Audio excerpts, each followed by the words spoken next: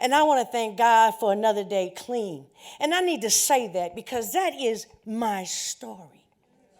And I want to take you to a place real quick so that you can understand and feel what I was going through at a time when I'm sitting in a prison cell after having lost 2 of my children as a direct result of my disease of addiction, pregnant with my 3rd child, and sure to give birth to him in Chowchilla State Prison. My mother had passed away a couple of years before that, and I was lost. I was broken. The disease of addiction had me in such a grip that the getting and the using and the finding and the ways and means of getting more was my everyday lot. Unfortunately, or should I say fortunately, a pair of handcuffs had to be my divine intervention. And you know, I'm going to tell you, there were many times that I was getting ready to get out, and I'd have all these wonderful intentions and all of these bright ideas about getting out and going to my mom and being a mother to my children. And that never happened. My mom passed with me active in my disease. I wasn't a good daughter to her when she was here. But today I stand on the shoulders of my ancestors, and my mother is the main one, and I'll tell you that. Because I was prayed into being in a better state of mind.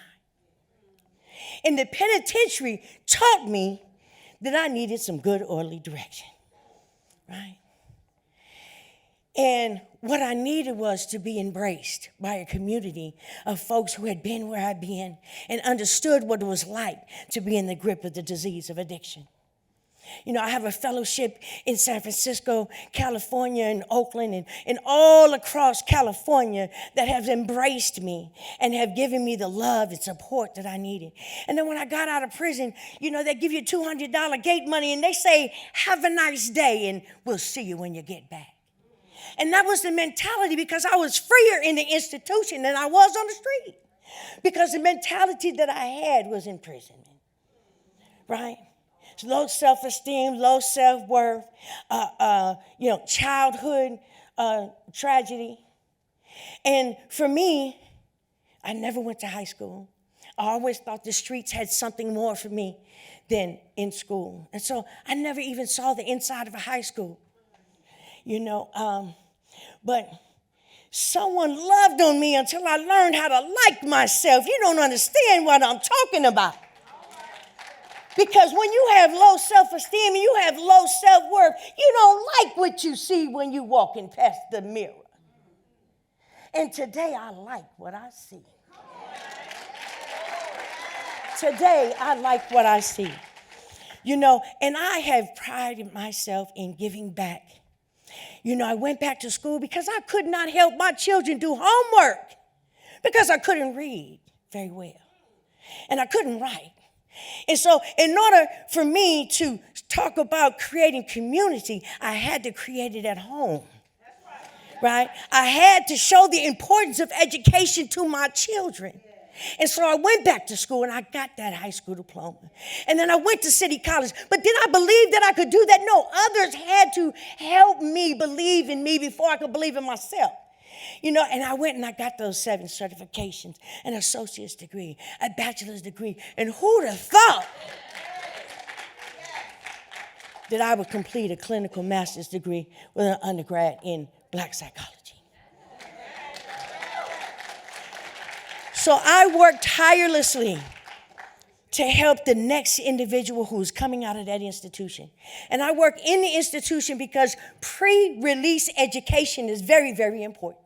I am certified in 7 curriculums. I teach folks how to work with the population. Because, see, they have to come back home to our communities. And we've been operating on so much misinformation, right? And so the system is revolving. Right? It is not set up for us to succeed, right?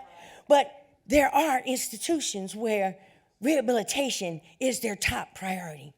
And I happened to be in one of those institutions. And I happened to sit in the front row and take the cotton out of my mouth and take the cotton out of my ears and put it in my mouth and listen to somebody who knew better than me. And they said, when we want to hear from the disease of addiction, we'll call on you until you get some recovery.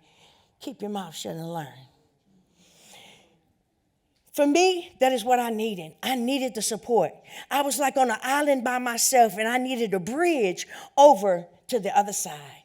So I created Building Bridges Foundation Incorporated.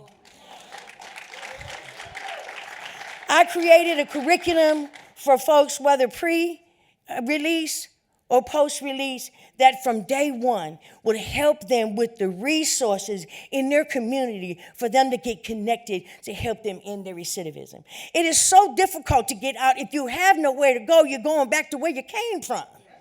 Right? If you have no aspirations to do anything, then you're going to go around people who have no aspirations to do anything. But if you put them in a different environment, if you give them the resources that they need, if you give them the courage and the love and the support that they need to let them know that no matter how far down the spectrum you have gone, no matter how low you think that you can go, that God is always up to something else. And I know from my life today, I am so blessed. I have 5 beautiful children, and I have 10 beautiful grandchildren. And by the grace of God, they have never seen me get loaded. Do you understand what that means? That I didn't raise them in a culture, in that type of culture. You know, and I'm just so blessed. If you want to work with me, if you know someone who has someone in custody, you know who's going to be getting out, I can find the resources for them in whatever community they are going to be released to. NicholePettway.com, BuildingBridgesFoundation.com. And to my family and my friends that are watching me out there in California, I love you and thank you so much for all of your support. Thank you.